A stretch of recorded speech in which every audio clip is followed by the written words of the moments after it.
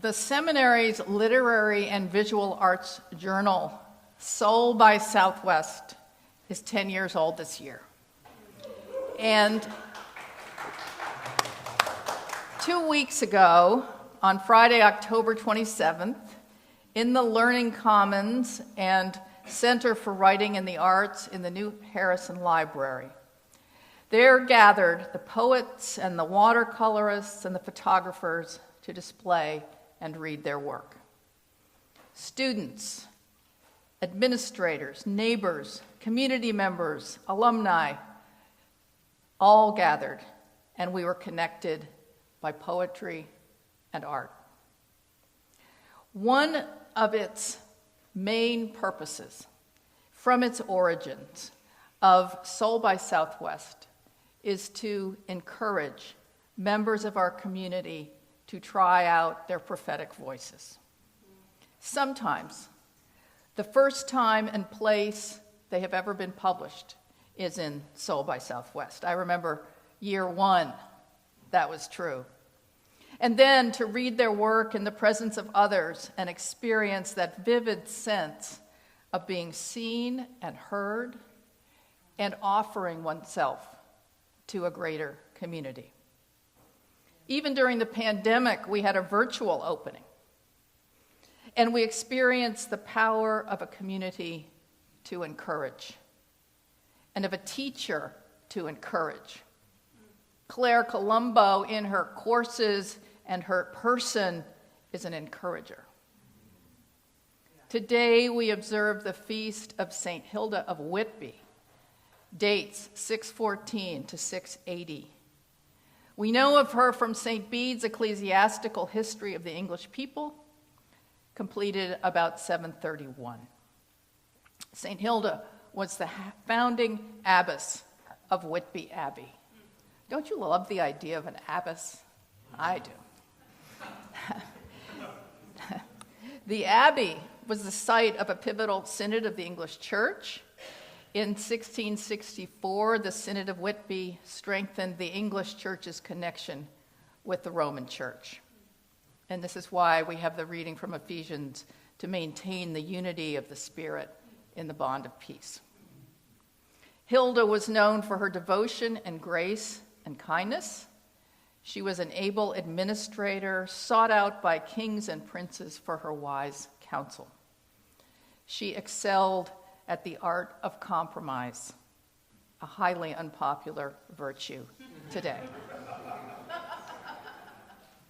Mary Earle, an alumna of Seminary of the Southwest and the author of Holy Companions, Spiritual Practices of the Celtic Saints, identifies Hilda's key charism as that of encouragement.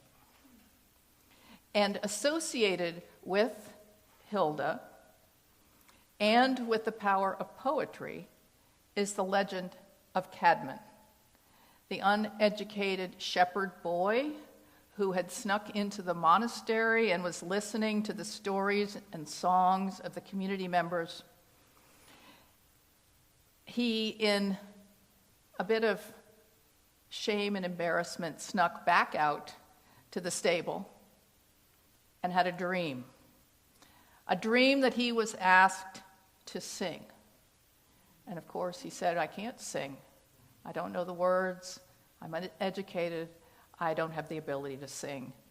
And in the dream, he was told, sing of creation.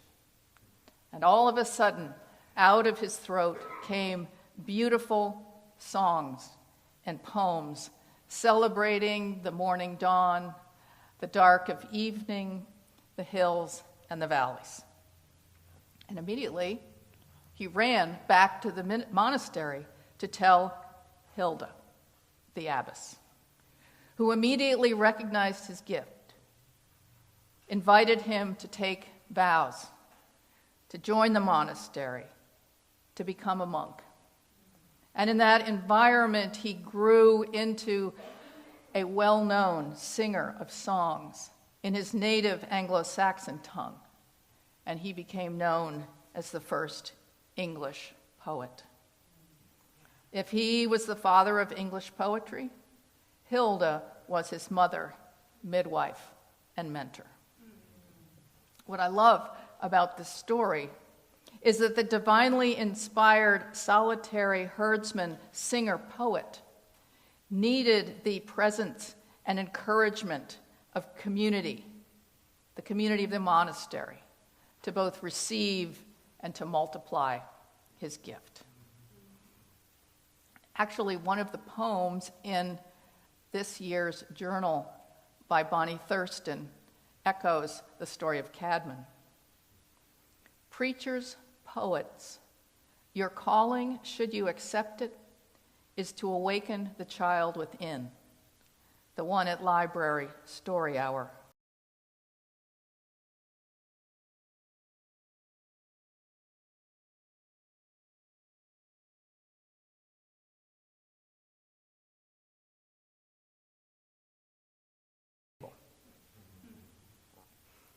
So poetry is individual and it's collective. This is shown among the poets of Soul by Southwest. It's shown in Cadman and will be shown on Wednesday night with her unique voice, her unique experience, speaking of the whole world, connecting and making communion. Imagine today this seminary community as a community of encouragement of one another.